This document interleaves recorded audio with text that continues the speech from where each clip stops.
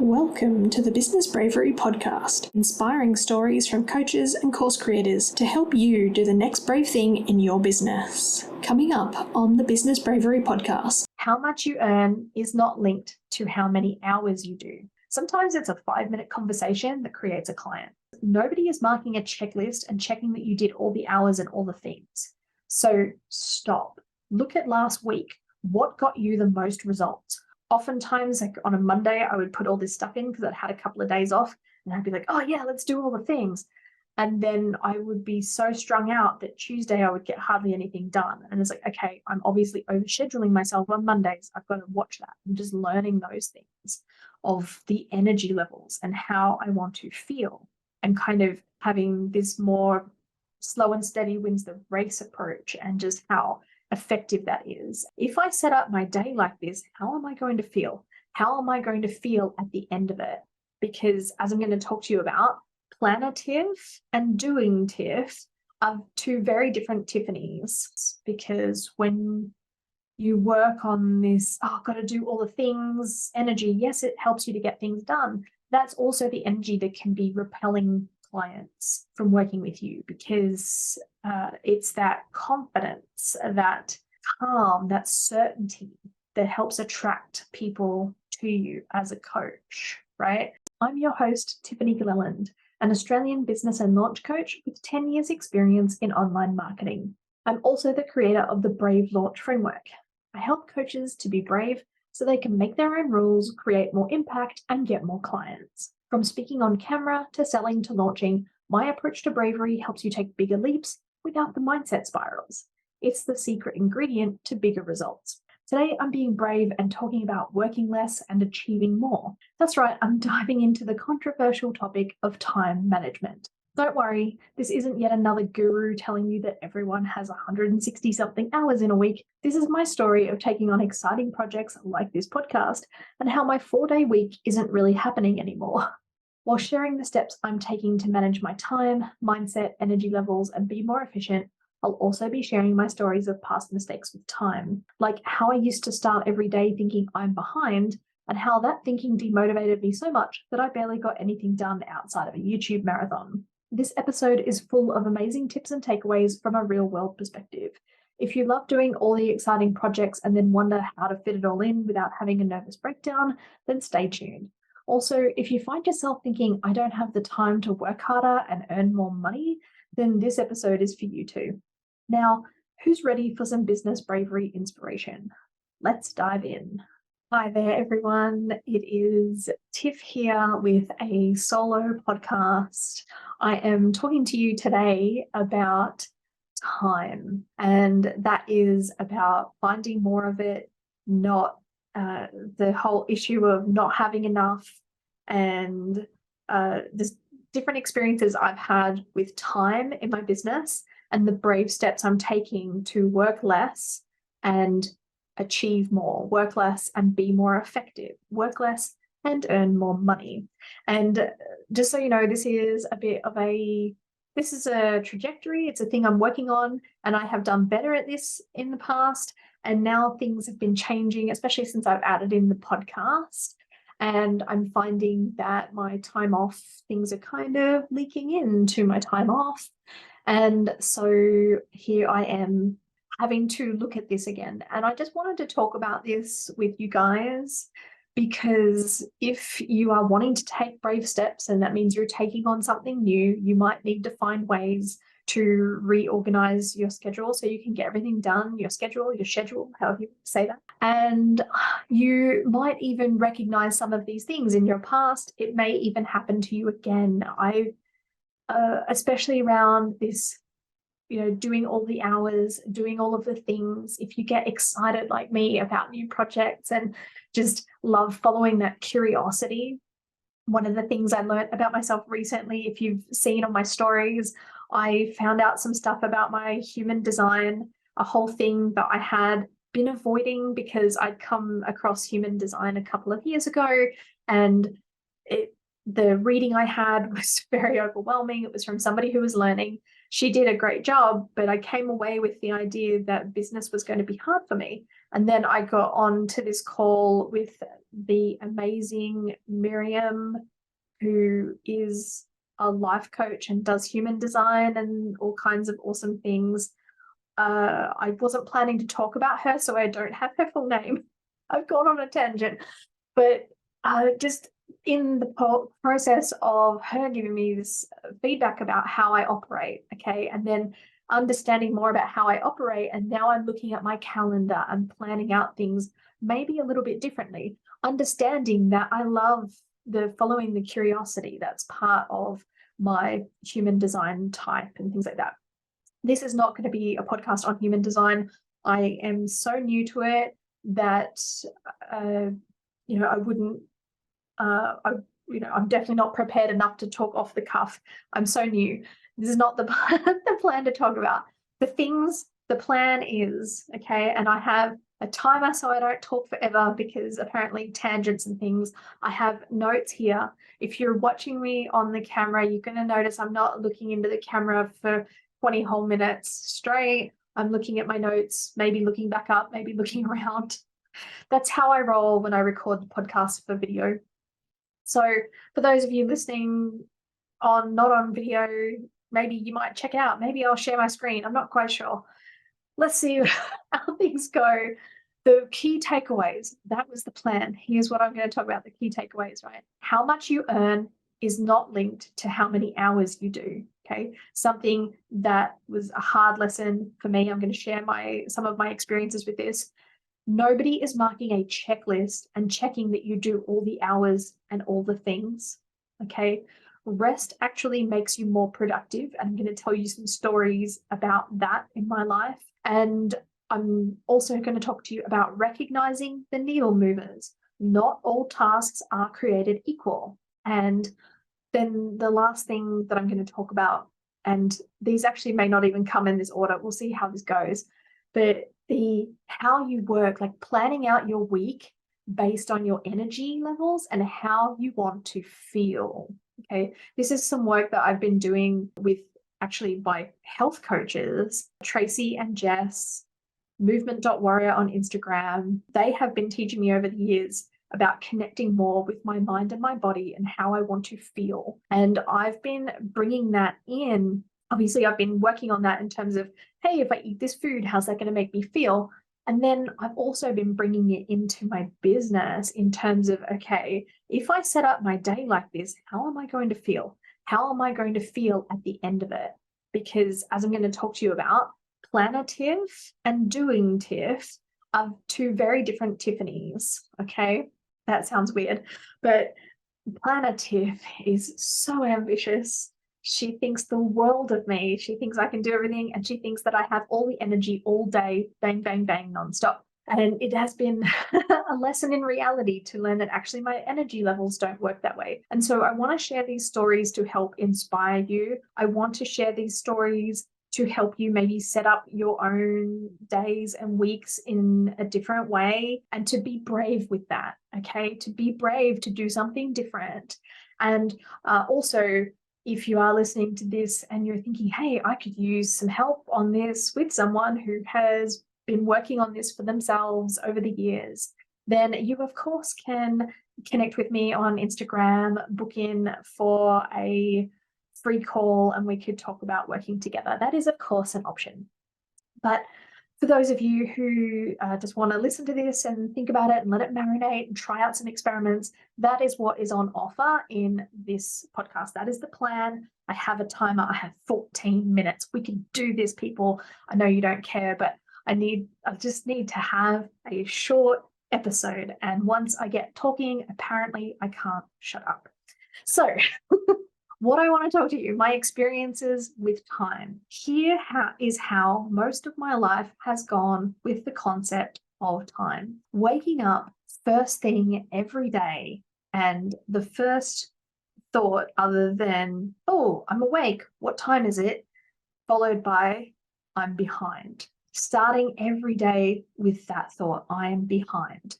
Okay, I'm behind, I don't have enough time. And the way that days look when you start out with that kind of thinking is, here was my experience. I would procrastinate because I had already failed before the day began and I felt so bad about it. I was judging myself on that failure. So then wanting to start work and working on my business wasn't a joy to behold.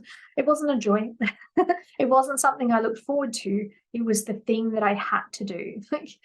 I don't know how I started this business because the 9 to 5 work lifestyle thing doesn't really suit me. In fact, when I worked in 9 to 5 jobs, I would still be working 12-hour days like a lunatic. And that's why the 9 to 5 life doesn't particularly suit me. And yet I still brought some of that thinking in with me to my business, because that is how I motivated myself, is, oh, come on, we've got to get going, and that kind of thing. But when, especially with my perfectionism, which I am healing, right, and thinking about in a different way, starting off that day like that, every day is behind, never having enough of it, meant that I would procrastinate. I wouldn't want to get started because I had already failed. And that's just not a great way to, like, a great mindset to build business from. Then on other days, though, sometimes it'd be like, oh, I think I've got just enough time. I can maybe do it if I really hustle, especially because, like I mentioned before, Planner Tiff was very ambitious, and she thought that being productive and building a business meant acting like a robot, okay? Doing all the things back to back, never taking breaks and things like that, other than I always take kind of a longer break over lunch because it's my own business. And if I want to take an hour and a half to ease back in, it's like I needed to, because I'd show up with this anxious energy and trying to push myself and do all the things. And sort of that's how the different days could be. And then this ultimately led to me, usually on day 3, being so tired and burnt out from all of this anxiety that I hadn't, processed and I hadn't worked through, and was just there all the time, that I thought was keeping me moving forward. And that I also for a long time thought that everybody had that, and that's just how we roll. And yeah, so that is how I came into the 3rd day. Would just be, I wouldn't be able to take action on anything. I'd be so tired and so burnt out. And then I would feel even worse about it. And this is how my days would go. Right. So I also would come to it from this perspective of sort of this underlying thing, like once I worked through it with coaches and things like that, of, I'm not enough, and that a business was a successful business. That's totally fine for other people, but it was going to be extra hard for me because there was something that I was missing. There were so many things I wasn't good at. My brain was very good at showing me the evidence of all the things that I wasn't good at and that I wouldn't be able to work on and wouldn't be able to overcome. And so I had this thing where I had to work harder than everyone else. And I also had this thing that a business requires hard work. For those of you who maybe know a little bit about my story, my parents started a business when I was young. I was about 8 or 9 when they started a business. It wasn't their first business either. And what I saw modeled for me, like, they built this business that they loved, they were passionate about, and it ended up making 7 figures in the first couple of years, and they enjoyed it. But what I also saw was my father doing 16-hour days. He would not delegate, and he would not get people to help him with that side of the business. They invested in more salespeople, but nobody to help with the operation side, and that's where my dad fit in. And I was also told about their star employee who was so amazing. He did everything without asking or talking back, and just these were the things that I learned about what a good worker is. And so I brought that into my business. And the problem with this is that it puts me on this whole kind of roller coaster of burnout of like, yeah, everything's awesome, I can do all the things, and then I crash and couldn't do anything. And so that's where I had to learn some things around planning out my days, working around my energy, and those kinds of things. So this is why at the moment 4 days per week is my goal. Okay. And this used to be easy, especially before I added in the podcast. And 4 days a week is is my goal. And just so you know, my day is not 9 to 5, bang, bang, bang, 8 hours a day or whatever. I actually take big chunks off for things like walking, doing the dishes, allowing my subconscious to process things, allowing me to process anxiety and all that sort of stuff as well, right? These things that I do, I don't have as much anxiety these days, so I don't have to do that to the same degree, but I do need to be wary of those things and my energy. This is why like a 4-day week for me, taking the Wednesday off just gives me this space. And I also really want that time to be able to do some hobbies and things that are outside of my business, because as it's happening, it's just all work and sleep. And I love that. I love my work. I love what I'm doing. Embracing bravery has helped me connect with people. I'm having so much fun. I am helping my clients get amazing results and things like that, helping them find more clients and filling up their pipelines, all of that good stuff. However, I have tried before to just, I can rest when I have the money. I can rest when I have the team. And the problem with that is that I end up just working in such a way that I'm kind of stressed, I'm kind of anxious, and people sense that. And then they don't want to work with you. And also, it ends up in me being kind of so burnt out that I could be repelling people because I would have the thought of, I can't take on anything more. I'm at capacity.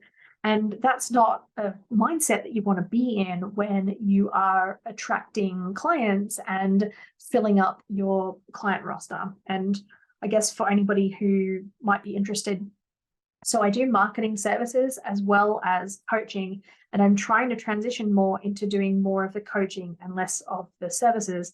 And this has been kind of a rocky, not so easy transition for me, because sometimes service-based work comes up, it looks like fun, and then I get into it, it takes more time than the coaching and things like that. So yeah, that's some of the things that I am working on and working on my mindset around.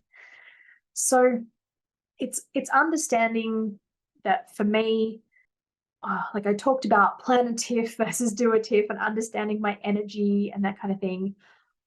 It's sort of understanding that if business is going to be this long-term thing, it's like I can't just keep pushing, because that just, it repels the things that I want. And it's understanding that for me, things like not all tasks are created equal, and that my energy differs. So sometimes my energy for doing calls with clients, like I need to have buffer time around that. Okay. I need to have time to get in the zone mentally. And as I've been growing my skills, becoming more brave, if that's a thing, or doing more brave things, thinking about bravery, doing these things, I maybe don't need as much preparation time as I used to, because I think like the bravest thing I'm working on is just trusting myself more and not having as much self-doubt. So maybe the more of that self-doubt meant that I needed more time before a call or something like that. But still, I still need to go over some things, have an idea about, what needs to be decided on the call, that kind of thing, and also have like some moments of peace and whatever. I'm not someone who can do back-to-back calls. Like even in my ideal week, I have a call, I have half an hour break. I have a call, I have a half an hour break. I have a call. I have worked out things like 3 or 4 calls per day is my limit. And so a full day of calls, that's not for me, right? Some other things that I've worked out is that I really enjoy taking time at lunchtime to eat my food, do the dishes. Yes, I do my dishes at lunch, not after dinner like a normal person. But I love standing in the sunshine and just feeling the sunshine as it comes in and doing the dishes. I listen to a business podcast and I let things simmer, and that's when my ideas come. And so even though it doesn't look like part of my workday, it's part of my workday and I really enjoy it. And then some other things like going out for a walk. I go out, I take my mum for a walk. I go out with my mum on a walk. She had some health issues recently. She likes me there for support just in case something happens. She has a fall, she's older, that kind of thing. or something like that. And I enjoy doing that too. And so, working those things into my day. So it's like I end up taking a big chunk of like 2 to 3 hours off in the middle of the day, which I know would drive some people bonkers, but I quite enjoy it. And when I started adding the podcast in, I thought it was going to be a case of, okay, I'm going to add it into like Tuesday evenings and Thursday evenings. I have these spots for clients who are in the UK or Europe or something like that. And then I thought, okay, I can use that time to do some editing. But what I found when I added that in actually was that I didn't sleep well that night when I worked late. I would get up in the middle of the night, I wouldn't sleep well, and I would have a really tired day the next day, and I wouldn't have as much energy. So it's like understanding those things and seeing that and going, okay, I can't work late into the evenings. That just doesn't work for me. And so this is why the whole, I don't like the 9 to 5 life. I like to be able to take breaks without guilt. Okay. I like to be able to take that time and know that it is helping me to process things in the background. I like to work on things in the morning and then maybe let some answers come to me during the day and then go back in the afternoon and finish it off. Some things like that, or even finish it off the next day. So it's had time to marinate. Like I like my self-conscious just finding those answers and just understanding that about yourself. And especially when you're doing the new brave things, the brave tasks, and wanting to sell more and connect with people, the self-care is vital. I mean, I used to think self-care was a complete waste of time, especially because I wasn't at my goal yet. I didn't have the income, the business, the team, right? And that it took me years of trying to do that and then going into these burnout loops, okay, or roller coasters. I forget the metaphor I started with. But the thing is that actually me doing that just made those goals become further away from me. This has been my experience. I know that there are maybe unicorns. Maybe there's everyone else is better at this than me. I used to think that anyway. I think though that I just know for me, like here's how I work, here's how I want to feel during the day. And I don't have to do back-to-back meetings, back-to-back work. It's so funny. People talk about the Pomodoro technique that 25 minutes, you work for 25 minutes in focus, take 5 minutes off, and then do another 25 minutes, take 5 minutes off. I thought that that was the entire Pomodoro technique and people just did that back to back throughout the day. I didn't know that after like 4 of those blocks, basically after 2 hours, you then take 30 minutes off and have a longer break. That's why I thought the Pomodoro technique didn't work for me. And I found this out just recently. I was like, oh, there's a whole other step to it that makes it that much more feasible. And I do something similar. So I need to have a block of work, an hour and a half, and then I'll take a longer break, a half an hour or something like that. I've found by doing this and by having the breaks, I don't have to allow as much buffer time for overthinking and working through that procrastination and getting myself to start the task. Because as it was explained to me, the brain, it puts up these blocks when you keep wanting it to work like a machine. And it's just like, no, I don't want to start the task, not because it's hard, just because I've been working too hard on overdrive for too long. And that's where just those breaks and things just really help me, making sure I get enough sleep. Like I notice the difference. If I don't get more than 7 hours sleep, then I am anxious through the day. If I'd have just realized that years ago, I could have saved myself a ton of therapy. But still, I mean, it's part of a thing. I know it's part of that, plus all like the thoughts and things as well. And being able to do that journaling. I've started doing some meditation and things like that. And just that sort of self-care, it's just vital and helps me become more productive. When I take those breaks, when I sit down to do the work, I am faster. I come up with ideas faster. I am more creative. And it was actually my health coaches that helped me realize some of that. And that's why I have these breaks for movement throughout the day, even if it's just moving around the house or decluttering or something like that. And then sometimes it's moving outside, getting the sunshine, all of these things that normal people I think learned growing up that I didn't learn. Like I thought that everybody else was better than me because they worked harder, and that working harder meant just doing things back to back to back to back. And that when you stop and you veg out in front of a television. Like that's what I thought life was. And I found it really hard to run a business like that. It didn't work.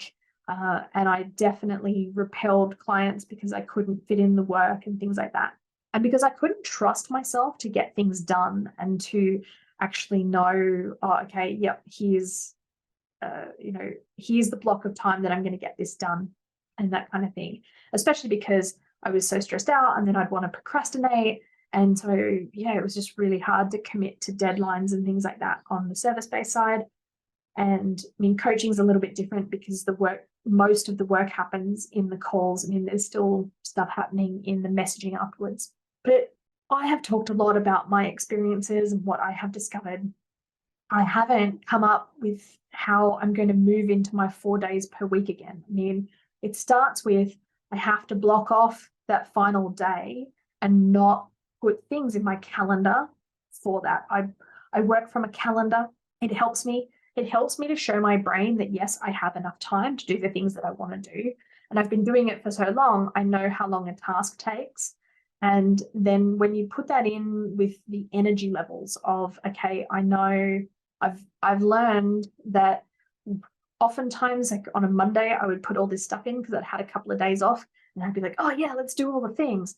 And then I would be so strung out that Tuesday I would get hardly anything done. And it's like, okay, I'm obviously overscheduling myself on Mondays. I've got to watch that. I'm just learning those things of the energy levels and how I want to feel, and kind of having this more slow and steady wins the race approach, and just how effective that is, and how now I can take time off to clean the oven and then I make money. I can go out for a walk and I get a message and I've made money. The other day I woke up in the morning and a client had paid me because they were based in the States, and I lived the dream of earning money in my sleep and all of that good stuff. And just like, I guess I want to encourage you, if you are feeling like you have to do all the hours, you have to work harder to make the money, or you are like me and you've taken on another project because it's exciting and now you're trying to work out how to fit everything in, then this is the time to start imagining to be brave, or, this is the time to be brave and then start imagining some other ways that you could work that will actually make you more effective. Okay. And focusing on the needle mover tasks and not thinking that everything is equal, making sure those go into your plan first, and then finding time for the other things afterwards. Because trust me, they will find their way in. I guess like my thing for getting to the 4 days per week is I'm trying out this other situation where I have my podcast interview 1 week, and then I have a podcast like this, which is sort of shorter, easier to create, and doesn't take quite as much time in the editing. And so that's one way that I'm doing things. The other way is looking at hiring somebody to help me with part of the editing, or I could just let go of my high standards and maybe just not edit the interviews as much. Like I go through and remove the ums, ahs, and so's and some of the dead space. I'm still getting my legs in those interview podcasts where the person finishes and then I'm in my mind overthinking what to say next, and I can't just grab one thing and just talk like a normal person because I'm conscious that it's being recorded. So I'm working on those things. So it's sort of just working out what to try first. So what I'm trying first is this alternate week thing, although I'm just really not seeing a way where I can't at least get someone to help me with a couple of episodes.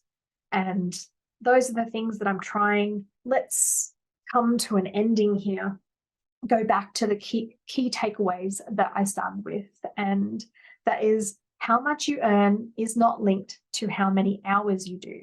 Okay, I forgot to say this, but sometimes it's a 5-minute conversation that creates a client, right? I mean, of course, all of the other things that you do, the content, the building relationships, all of that matters too. But at times, like it's looking at setting up your week in a way where, hey, let's find what works for you, what's easy to do, what energy you need for the different things. And if you want to get on a free call and talk to me about this, absolutely book one in, because I know that I have these examples for what works for me, but then applying it to somebody else and how they think and helping them through that process, I know would be really valuable, and I'd be happy to do that. So the other key takeaways: nobody is marking a checklist and checking that you did all the hours and all the things. So stop. Look at last week. What got you the most results? What got you to, really move things forward? And put those into your calendar first. And then see, are the other things really important? Could they be delegated? Could that help? And if you want help with delegation, you absolutely can talk to me. I have built teams in the past in my not only in my business, but also in my day job and things like that. So hiring people, finding the soft skills, teaching them the technical skills, all that sort of stuff, it can be done. And it might seem like, it's going to take me longer to give it to someone than just doing it myself. But if you keep running a business doing these $5 tasks or $10 an hour tasks, then it's going to be impossible for you to have the time to do the $300 an hour tasks that only you can do. And I know that's a cliche, everybody says it, but yeah. And as I'm saying that, I'm like, yeah, I have to hire an editor. I have to. Okay. Rest actually makes you more productive. Okay. Recognize those needle movers. And then I just encourage you to play around with planning your days around your energy levels and how you want to feel, and just paying a bit more attention to that kind of thing. And you could even spend a week like tracking, just, okay, how am I feeling? How's my energy levels today? I mean, I'm doing that intuitively as I go. So you could do that for a week and then take a look and just look at your calendar.